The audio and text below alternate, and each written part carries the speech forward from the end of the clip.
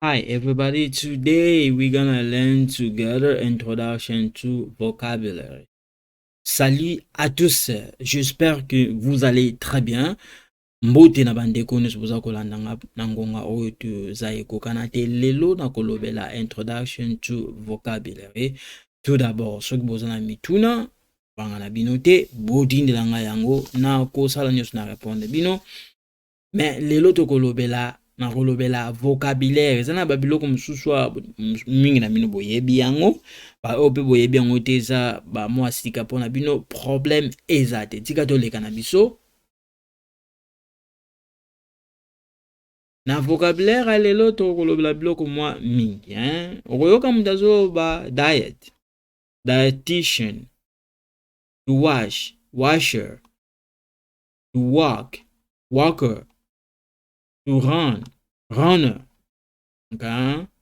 To observe, observation, observer. Now, when you look at here, o is a mutu.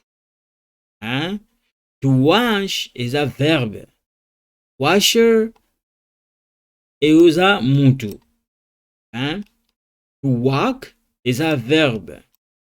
Walker is a mutu. Okay? To run is a verb.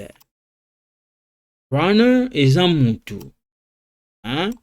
To observer is a verb. Observation is a no. Observer oyo is a mutu. Is a mutu. Alors, ndenge na utu ko expliquer wana oyo is a mutu. Oyo is a mutu. Oyo is a mutu. Oyo is a mutu. Oyo is a mutu. Je intikaliza ba verbe na no. Okay? Soyez awa. To talk is a verb. Talker is a mutu. To read is a verb. Reader is a mutu. Loser is a mutu. To lose is a verb. Is a bien te koloba na mutu. Koloba oh, he's a loser. She's a loser. It's not good. Okay? Na English malam, it's not good to call a person a loser. Okay? It's not good. Oh, she's a loser or he's a loser. No. Don't say that. Okay? It's malam te. Writer is a mutu. To write is a verb. To swim is a verb. Swimmer is a mutu. To receive is a verb. Receiver is a mutu.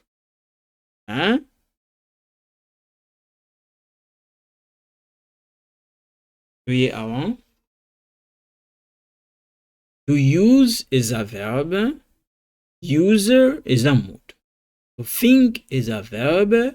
To rethink is a verb. Thinker is a mutu.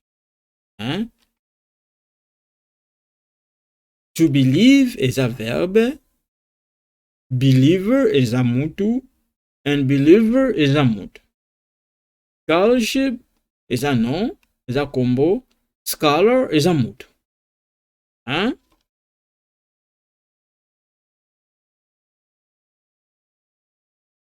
To dance is a verb. Dancer is a mutu. Stripper, okay, is a mutu. Mingi zwaka nini. Soko tena video na mususu omona na nini na komaki yango na video mususu elandia ona salaki ya liboso na vocabulaire omona yango eza mutu. Hookers eza kaka prostitute, mais the hook eza na ba mingi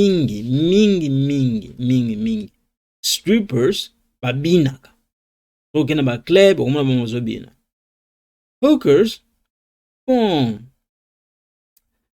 na anglais pomona anglais ya Canada na États-Unis na ya Australie na ya Angleterre différence eza surtout anglais ya États-Unis na ya Angleterre différence eza makasi na babiloko mosusu.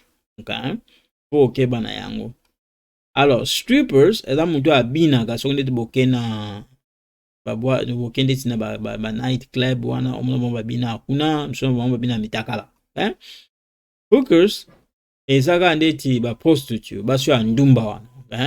Mais okomona aya moko soki ndeti olongoli ir oyo omona comme hook. Hook eko kozala ndeti soki ozokoma phrase pardon ozokoma paragraphe tozokoma nini.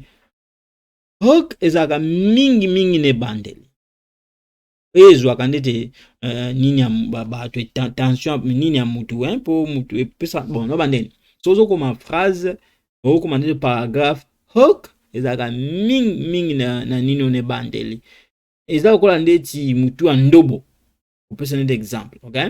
Mais siko na niveau ya kokoma tu utiliser yango mais na niveau pe basi oyo ndeti soki ndeti eza na basi mosusu basalaka na nini na ba restaurant balata bilamba mikusu mona collection ezemona na tobengaka bango mpe hook, okay? Tobengaka bango mingi basala na ba restaurant mosusu, okay?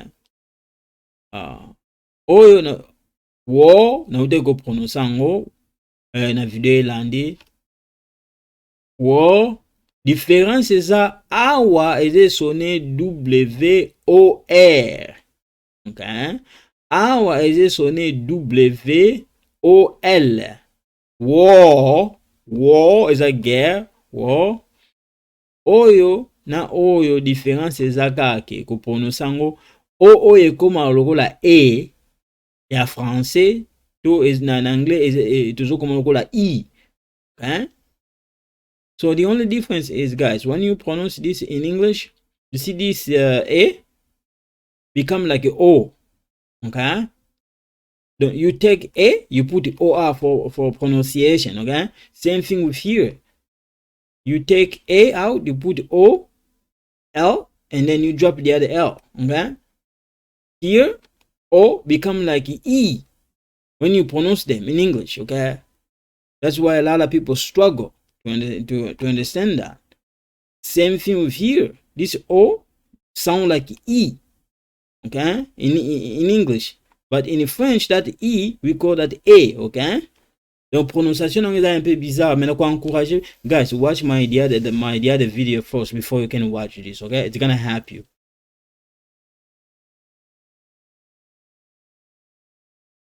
Way out yango na zoloba, okay?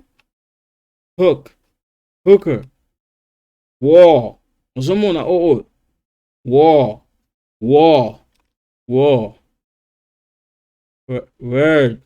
word, ozomona aw oyo comme lokola obiso na français to benga ngo ozomona aw yango des différences eza awa na awa.